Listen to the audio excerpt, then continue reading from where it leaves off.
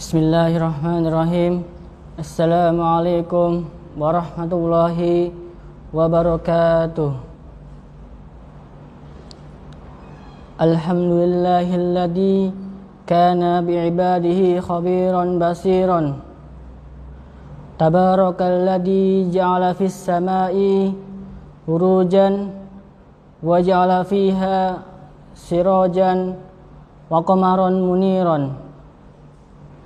Asyhadu an la ilaha illallah wa asyhadu anna Muhammadan abduhu wa rasuluhu alladzi ba'athahu bil haqqi basyiran wa nadiran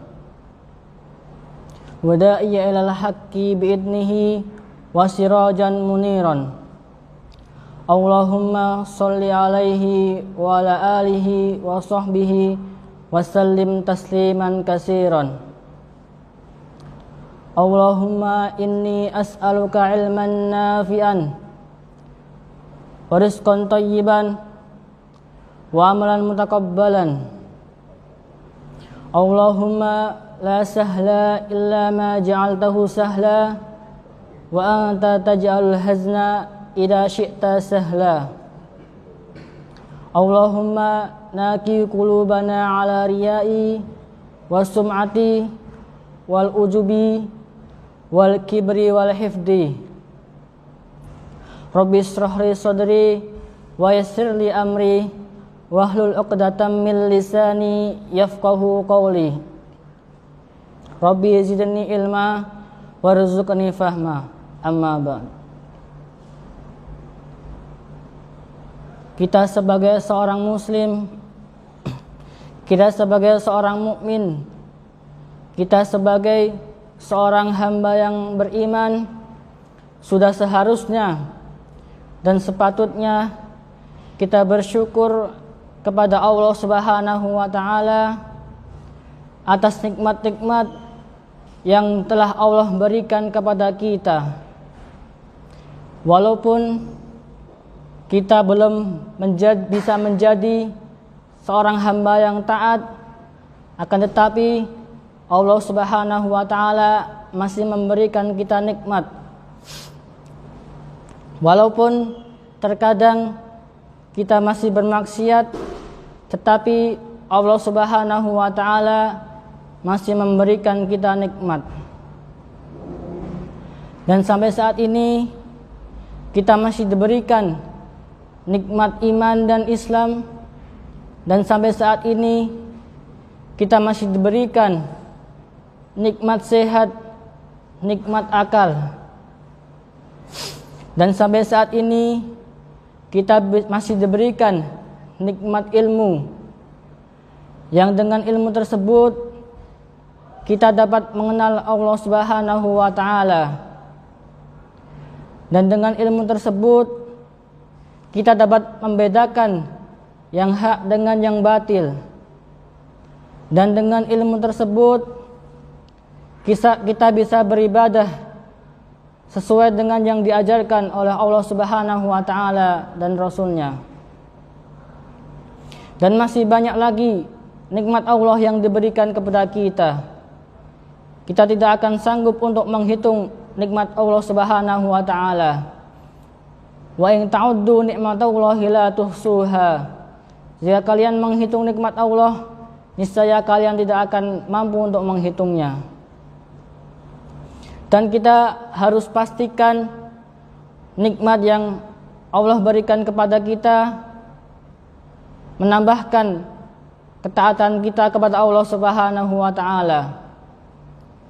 Karena nikmat yang diberikan kepada kita yang tidak menambahkan ketaatan kita kepada Allah Subhanahu wa taala, maka itu adalah sebuah musibah. Oleh karena itu, kita pastikan nikmat kita yang Allah berikan kepada kita menambahkan ketaatan kita kepada Allah Subhanahu wa taala. Jamaah kalim yang insyaallah dirahmati Allah Subhanahu wa taala. Yang kedua, tak lupa sholawat serta salam kita haturkan kepada Nabi baginda kita, Nabi besar kita, Nabi Agung Muhammad sallallahu alaihi wasallam, seorang nabi yang namanya disandingkan di sisi Allah Subhanahu wa taala, seorang nabi yang diutus untuk menyempurnakan umat manusia, seorang nabi yang diutus untuk dijadikan tauladan bagi umat manusia, seorang nabi yang berjuang membawa kita dari zaman jahiliyah menuju zaman yang terang benderang ini. Kita melihat perjuangan Rasulullah SAW ketika beliau berdakwah. Suatu ketika beliau berdakwah ke Taif, dan di sana tidak ada yang menerima dakwah beliau. Bahkan beliau dilempari oleh batu hingga mata kakinya berdarah.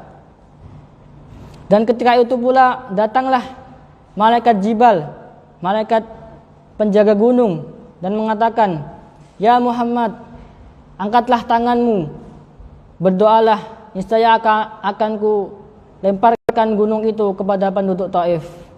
Tapi apa yang dilakukan Rasulullah SAW? Rasulullah tidak melakukannya, karena Rasulullah SAW masih sayang kepada penduduk Taif. Jamaah kalim yang insya Allah dirahmati Allah Subhanahu wa taala, berkenaan dengan masalah taubat, apa yang ada di benak kita tentang perkara taubat? Apa yang terlintas di pikiran kita jika mendengar kata taubat? Apakah taubat itu berupa meminta ampun kepada Allah Subhanahu wa taala, atau taubat itu berupa beristighfar kepada Allah Subhanahu wa taala? Ya, taubat itu merupakan penyesalan yang kita sesali karena telah berbuat maksiat, telah berbuat dosa, berbuat kesalahan kepada Allah Subhanahu wa taala. Rasulullah sallallahu alaihi wasallam bersabda, penyesalan adalah taubat. Dan dengan demikian taubat pun harus didasari dengan rasa yang tulus, rasa menyesal kita telah berbuat dosa, berbuat maksiat kepada Allah Subhanahu wa taala, dan tidak akan mengulangi perbuatan tersebut. Jamaah kalim yang insya Allah dirahmati Allah Subhanahu wa taala, adapun kewajiban-kewajiban dan keutamaan taubat sebagaimana yang Allah firmankan dalam Al-Qur'an di surat At-Tahrim ayat 8, Allah Subhanahu wa taala berfirman, A'udzu billahi minasyaitonir rajim. Ya ayyuhalladzina amanu tubu ilallahi taubatan nasuha. Wahai orang-orang yang beriman, bertaubatlah kalian dengan taubat yang semurni-murninya. Dan dari ayat di sini, kalimat an-nasuh di sini berarti ketulusan kepada Allah Subhanahu wa taala dan bersih dari halangan-halangan, serta menyesali perbuat dengan sesal perbuatan yang telah kita perbuat kepada Allah Subhanahu wa taala. Disebutkan di dalam hadis, Rasulullah sallallahu alaihi wasallam bersabda, sungguh Allah Subhanahu wa taala lebih bahagia dengan pertaubatan seorang hambanya yang beriman daripada seorang laki-laki yang tinggal di sebuah negeri di padang pasir yang tandus dengan membawa kendaraannya beserta makanan dan minumannya. Kemudian ia merebahkan tubuhnya lalu ia tertidur. Lalu ketika terbangun, ia mendapati kendaraannya beserta makanan dan minumannya telah tiada, telah hilang.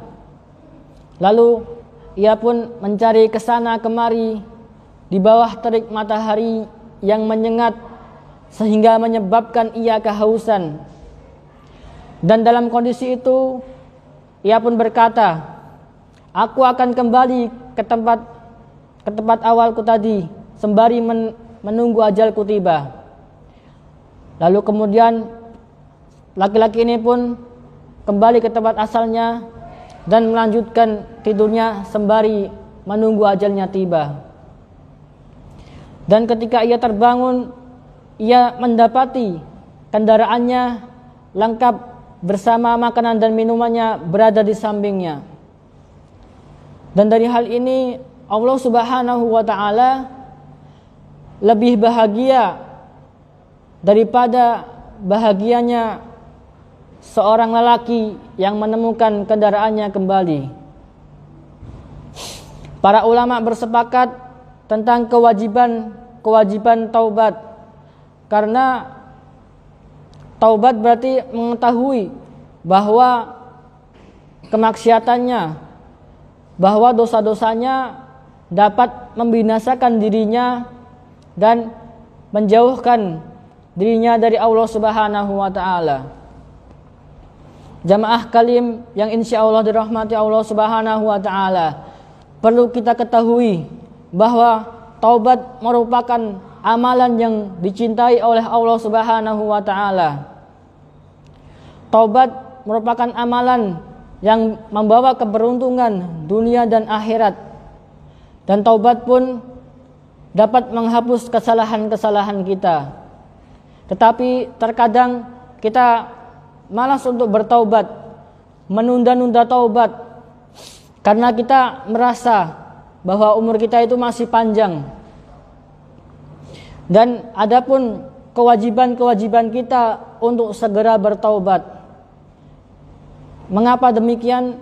Karena kita tidak tahu kapan ajal kita menjemput, kapan kita berjumpa dengan kematian, atau sampai kapan umur kita. Karena jika kita lalai, karena jika kita tidak segera bertobat, kita menunda-nunda tobat, kita akan lalai dan bergelinang di dalam dosa-dosa. Dan menunda-nunda taubat itu merupakan bisikan dari syaitan. Syaitan berbisik kepada kita, nanti saja. Akhirnya kita pun menunda-nunda taubat, dan akhirnya kita belum bertobat, dan akhirnya kita mati dalam keadaan belum bertobat kepada Allah Subhanahu wa taala. Jamaah kalim yang insyaallah dirahmati Allah Subhanahu wa taala, adapun kesempurnaan dan syarat-syarat taubat, di pembahasan awal tadi kita sudah membahas bahwa taubat itu merupakan ungkapan dari penyesalan yang melahirkan tekad dan tujuan. Lalu adapun kesempurnaan dan syarat-syarat taubat, dengan kita memenuhi syarat-syarat dan kesempurnaan taubat ini, maka taubat kita akan diterima oleh Allah Subhanahu wa taala. Dan adapun tanda-tanda kesempurnaan taubat, yaitu kita senantiasa merasa sedih, kita senantiasa merasa berduka, kita menangis di sepertiga malam, merasa malu terhadap dosa-dosa yang kita lakukan kepada Allah Subhanahu wa taala, dan selalu mengaktifkan pikiran serta menyesali perbuatan yang telah kita perbuat. Dan adapun syarat-syarat taubat, yaitu kita harus melakukan taubatan nasuha. Taubatan nasuha ini dapat menghapus segala dosa-dosa kita. Dan syarat-syaratnya adalah, yang pertama yaitu kita bertobat secara sungguh-sungguh. Dan yang kedua, kita berjanji tidak akan mengulangi perbuatan dosa tersebut. Dan yang ketiga, kita senantiasa merasa sedih dan berduka, merasa menyesali dosa-dosa kita. Jamaah kalim yang insyaallah dirahmati Allah Subhanahu wa taala, lalu bagaimana dengan taubat berkaitan dengan masa lalu?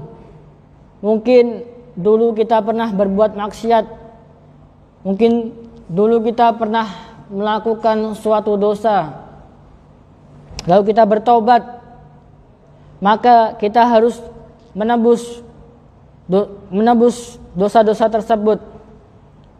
Apabila seseorang telah terjerumus kepada keburukan, maka ia harus menebusnya kepada Allah Subhanahu wa taala. Contohnya seperti ketika dulu mungkin kita pernah meninggalkan sholat wajib, dengan sengaja kita tidak mengerjakan sholat, maka kita harus mengganti sholat tersebut, mengqadha sholat tersebut yang pernah kita tinggalkan. Lalu mungkin dulu kita ketika bulan Ramadan kita pernah musafir atau sakit dan kita belum mengganti puasa tersebut, maka kita harus bersungguh-sungguh mengganti puasa tersebut di luar Ramadan. Dan ataupun berkaitan dengan zakat, maka kita harus menghitung semua barang kita sejak awal menghitung harta kita sejak awal kepemilikan barang tersebut. Dan agar taubat kita sempurna, hendaknya kita juga menembusnya dengan melakukan kebaikan-kebaikan yang sebanding dengan keburukan-keburukan yang kita lakukan. Karena perbuatan baik tersebut dapat menghapusnya. Sebagaimana yang disabdakan Rasulullah SAW, bertakwalah kepada Allah dimanapun kalian berada, dan ikutkanlah keburukan-keburukan tersebut dengan kebaikan-kebaikan, karena kebaikan tersebut dapat menghapusnya. Dan Allah Subhanahu wa taala juga berfirman di dalam Al-Qur'an di surat Hud ayat 114, A'udzu billahi minasyaitonir rajim. Innal hasanati yudhibnas sayyi'at.